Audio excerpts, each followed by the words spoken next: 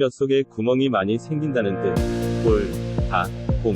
골다공증은 뼈 속에 구멍이 많이 생기고 뼈의 양이 줄어들어 뼈가 약해져서 아주 작은 충격에도 뼈가 부러지기 쉬운 질환을 말합니다. 완경을 하였거나 50세 이상이신 분, 혹은 골다공증 진단을 받은 분이라면 이 영상을 주목해주세요. 수많은 논문들을 서칭한 것을 바탕으로 골다공증으로 인한 골절을 예방하는 음식을 정말 깔끔하게 알려드리겠습니다. 안녕하세요. 여러분들의 운동과 건강을 책임지는 중년건강백과입니다. 뼈의 구성에서 가장 중요한 것은 칼슘과 비타민입니다. 건물을 짓는 데 있어서 벽돌이 칼슘이라면 시멘트는 비타민 D입니다. 먼저 칼슘과 관련된 평소 궁금하셨을 3가지 이슈들을 정리해드리면서 음식을 소개해드리겠습니다. 처음 들어보시는 내용이 있을 테니 끝까지 시청해주세요. 첫 번째, 칼슘하면 우유라고 이야기들을 많이 합니다. 하지만 이 우유가 논쟁의 중심에 있었던 거 들어보셨나요?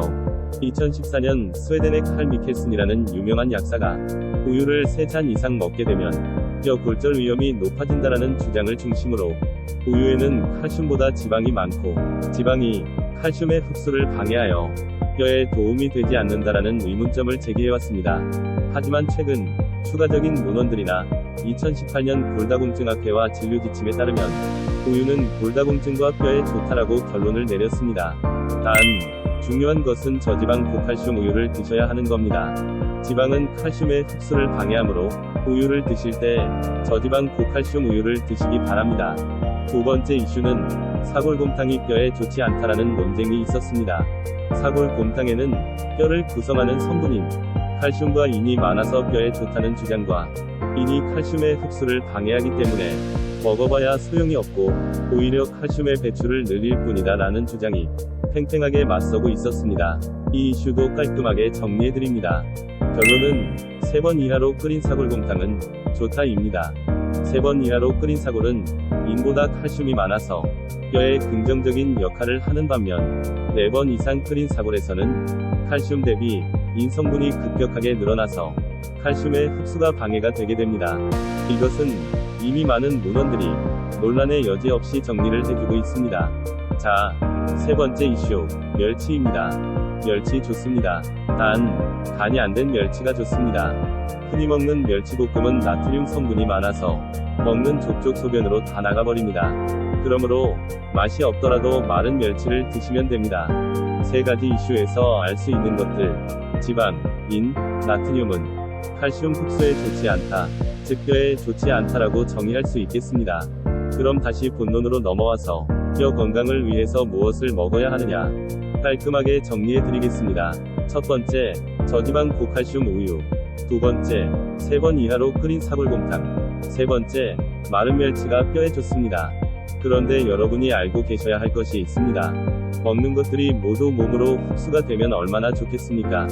하지만 칼슘은 장에서 흡수율이 그렇게 높지가 않습니다. 그래서 칼슘이 많은 음식을 먹어도 흡수가 되지 않으면 소변이나 대변으로 다 나가버리는 겁니다. 그러면 칼슘의 흡수를 위해서 뭘 먹어야 되느냐? 바로 비타민 D입니다. 비타민 D는 칼슘의 흡수를 도와주므로 칼슘이 풍부한 음식들과 함께 드시면 좋습니다. 뼈라는 건물을 짓는 데 있어서 칼슘이 벽돌이라면 비타민 D는 시멘트라고 말씀을 드렸습니다. 체내 비타민 D의 90%는 햇볕을 쬐면 피부에서 합성이 되고 10% 정도만 음식을 통해서 공급이 됩니다. 그래서 햇볕을 많이 보시고 비타민 D가 풍부한 등푸른 생선과 계란, 버섯, 두유를 챙겨 드시면 됩니다. 하지만 우리나라 사람들은 햇볕을 극도로 싫어합니다. 특히나 여성분들 굉장히 싫어합니다. 그 덕분에 우리나라 인구의 93%는 비타민 D 결핍입니다. 그래서 저는 여러분께 비타민 D 보충제를 따로 드시는 것을 추천드립니다. 비타민 D는 요새 학회에서 굉장히 스포트라이트를 받고 있습니다.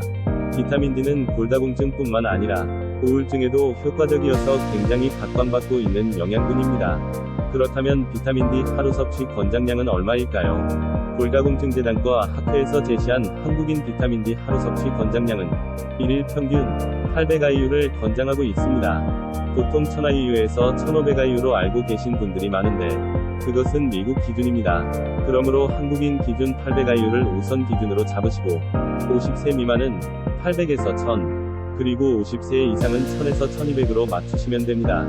제가 이 수치를 알려드리는 이유는 이 영상을 보시는 대부분의 분들은 기본 종합 비타민은 드시고 계실 겁니다. 그 종합 비타민이 다 다르시니까 그 종합 비타민을 기준으로 해서 부족한 칼슘과 비타민 D의 부족분만큼에 해당되는 부분을 보충제로 챙겨 드시면 됩니다. 자, 마지막으로 정리해보도록 하겠습니다. 뼈 건강을 위해서 칼슘과 비타민 D를 함께 섭취해 주셔야 됩니다. 칼슘이 많이 함유된 추천 음식은 유제품 3번 이하로 끓인 사골과 말린 멸치입니다. 그리고 칼슘의 흡수가 잘 되기 위해서 하루 800IU 정도의 비타민 D 보조제를 챙겨 드시기를 바랍니다. 오늘 소개해드릴 영상은 여기까지고요. 구독을 해주시면 중년들을 위한 운동과 건강 정보를 받아보실 수 있을 겁니다. 저는 다음에 좀 더 좋은 내용 가지고 다시 찾아뵙도록 하겠습니다. 이번 영상이 도움이 되셨다면 좋아요와 댓글 부탁드리겠습니다. 감사합니다.